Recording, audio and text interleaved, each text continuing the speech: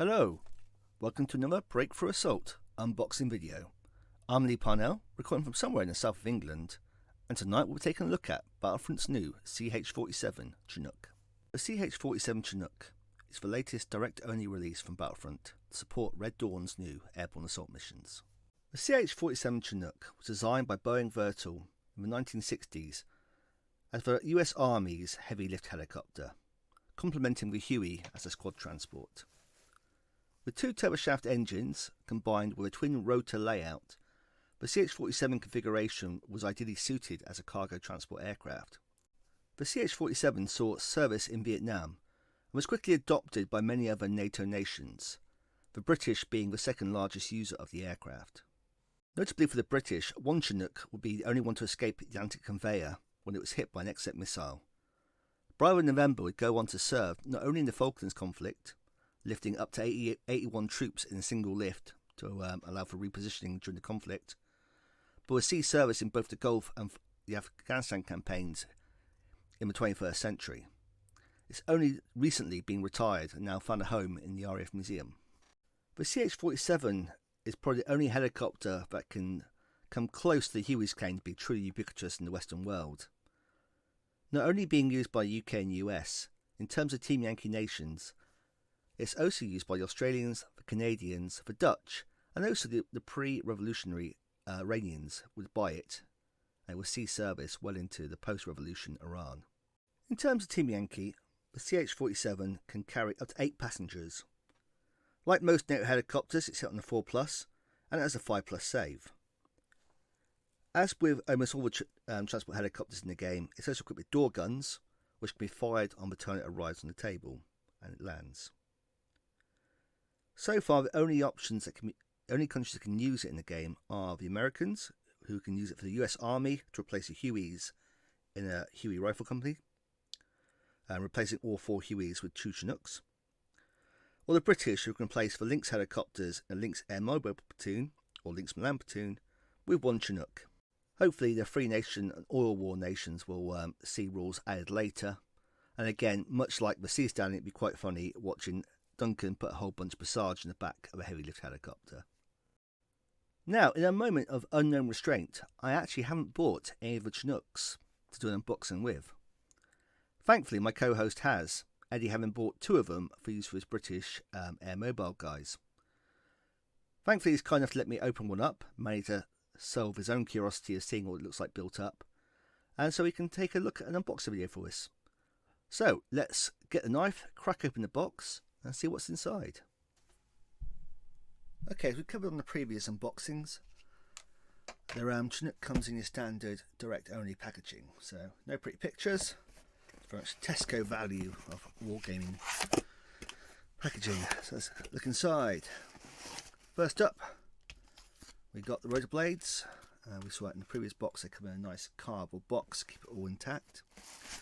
We get the obligatory bubble wrap containing the kids. And when we get all the small boxes,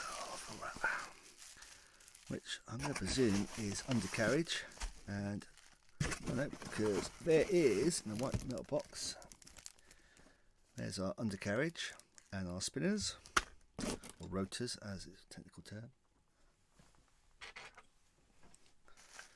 Let's crack open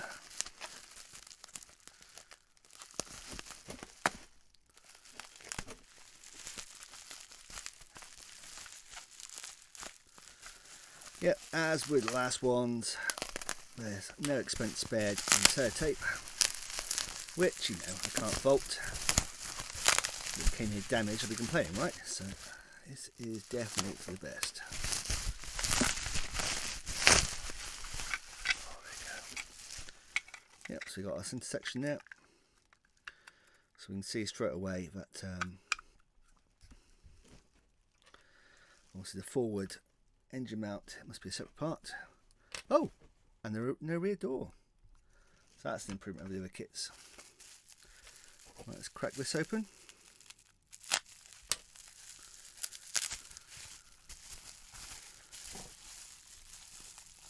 Okay, there's our forward mount I was talking about. Transmission and the cowling for the rotor mast. There is one part of the door.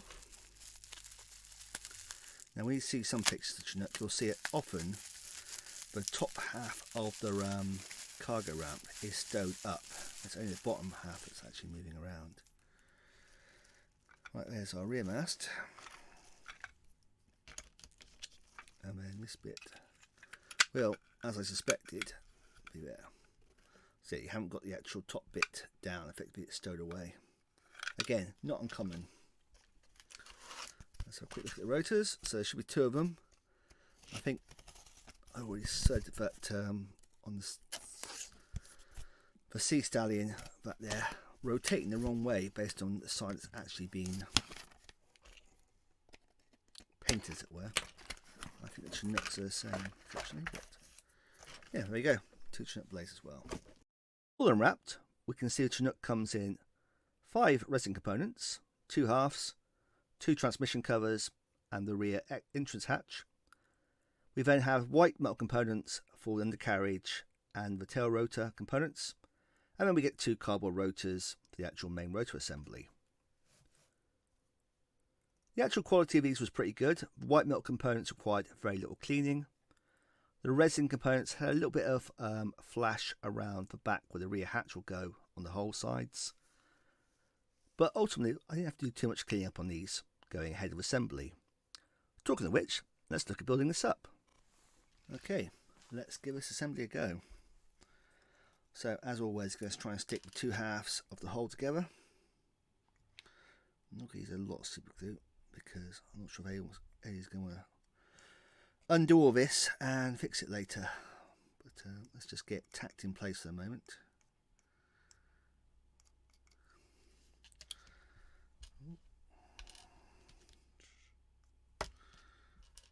Quicker on I'll screen that back in place. Okay, let's go put some fit. We've done a few dry fits just to make sure the fit was more or less there. I just took a little bit off on the links, so that's not too bad now actually. When I did the first fit, it looked like there was going to be a big gap at the front, and I realised you just kind of need to take a little bit off here, and it seemed to line everything up after that. Must just be a bit of like flash in the old process there.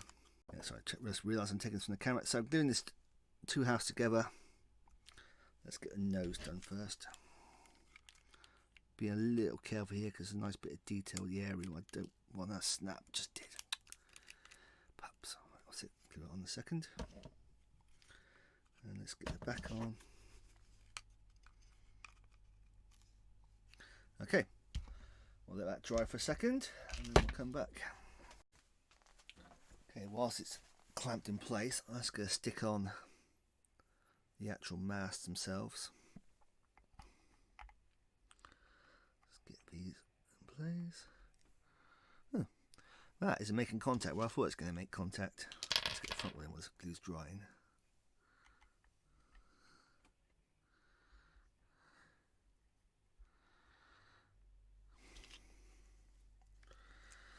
I thought for sure it was going to bottom out, obviously not, so we'll put some more glue around there.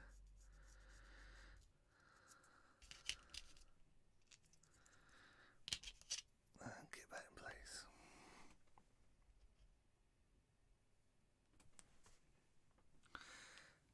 Right, we'll just wait for that to dry.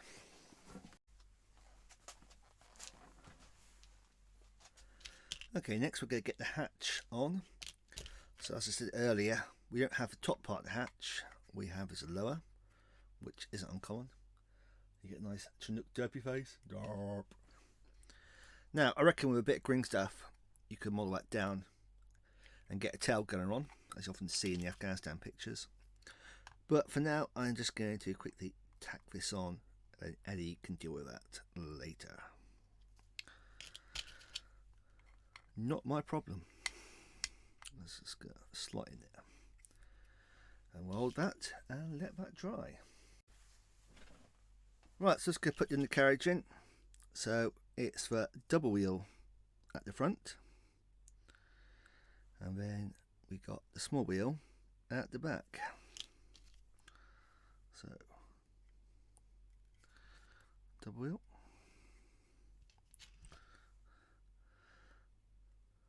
hopefully no one finds the first edit of this video where I actually did it the other way around, because I was going off memory of watching it look like, and apparently my memory of watching it look like was massively off. But we'll do all that now, so that's fine.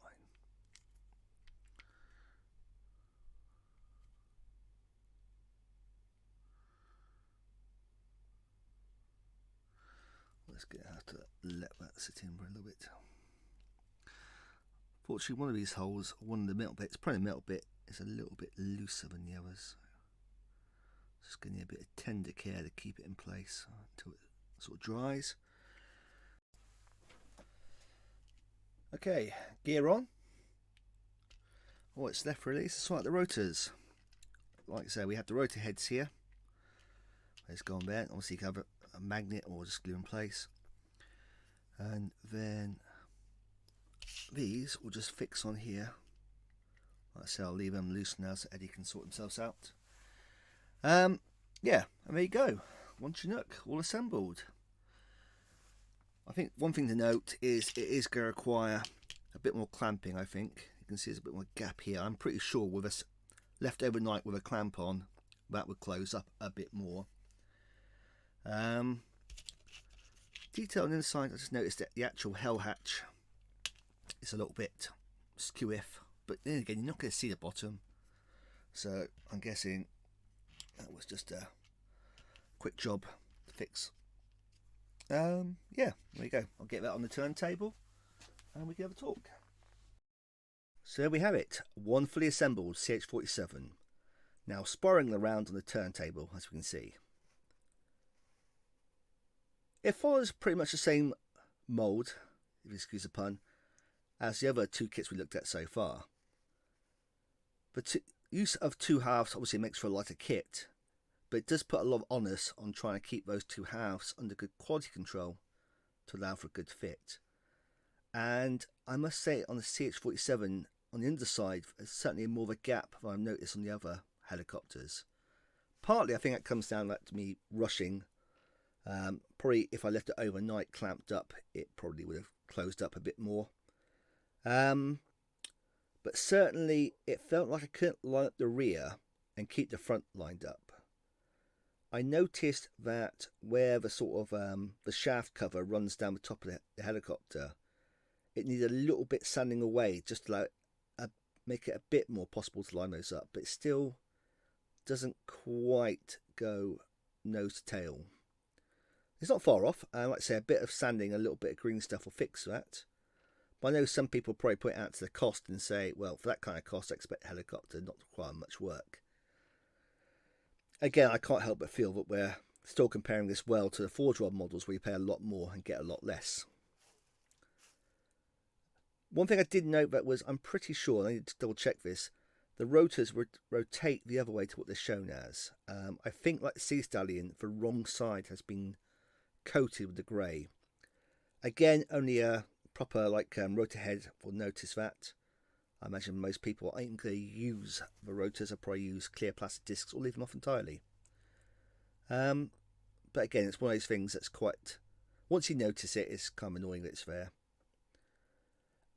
Like the other kits, it would be really nice if decals had been included, even if it's only been for the British and American ones that are currently including the rules. Having spent that much money, it's kind of annoying then to have to go out and buy a £8 transfer sheet if you can find one in the first place. Much like the other kits, this is going to be something you buy only if you think you're going to have a lot of use for it, if you really like the kit. You do get the cardboard counters in the mission pack, and I think for most people that will suffice for how many airborne assault missions they play. Like myself, Eddie has the advantage of having the barn on hand to be able to play larger games. So we can afford to be a bit more frivolous in buying these things to support that kind of gaming. Most other people who are restrained to play on a 6x4 table at a club, it's going to be a passion purchase, and I think it's good enough for that, even with its little foibles, as it were. I certainly can't complain about the detail that's shown. It's nice that they've actually captured all the UHF aerials, the wee little studs that run down the left hand side. Even got a little bit of a bulge on their observation canopies. So it's a good kit. It's certainly as good as the other two kits we reviewed so far. Unfortunately, neither myself or Eddie have bought the Sea Stallion, so unless Battlefront feel particularly kind and want to send one for an unboxing video, we're probably not going to see that coming up in the near future. Though you never know what I might buy in the future, depending on what special cash I get over Christmas. As always, like and subscribe if you enjoyed the video. If you really enjoyed the video, then please consider joining us on Patreon, so that I can go and buy some Sea Knights with my ill-gotten gains. In the meantime, please enjoy our videos and come over to Break for Assault, and we'll see you again in the near future. Thanks very much. Bye.